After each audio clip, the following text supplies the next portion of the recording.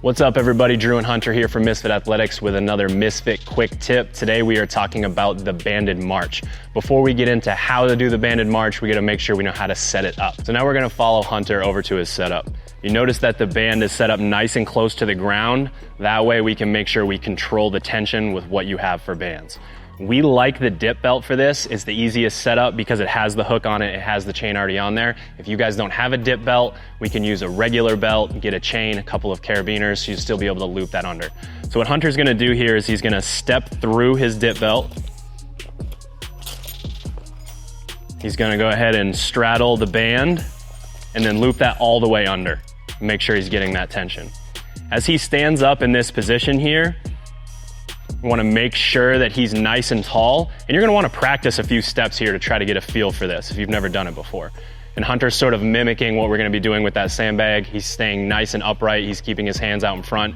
He knows that that band tension over the course of time that he's gonna be on there, it's gonna start to get pretty hard. Now we're gonna ask Hunter to pick up that 100-pound sandbag.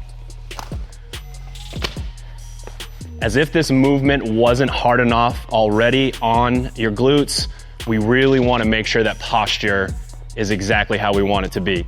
So the way that we're going to figure out what weight is right for us is as we warm up here, as Hunter's doing right now, he's really fighting, not leaning back, so that he can keep his core engaged, his rib cage down, and is driving his knees up to really get the glutes there. You can go ahead and stop for a second.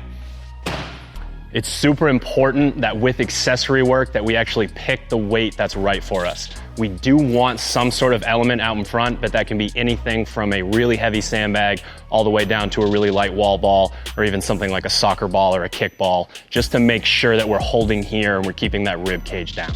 So in review, it's really important that we make sure that this setup is exactly how we want it, that you practice it before you pick up that 100-pound sandbag or all the way down to that light wall ball. Try to practice it, try to make sure you're comfortable, because once we get into it, it's gonna be all about that mental toughness of keeping the rib cage down, driving those knees up, staying as tough as you possibly can.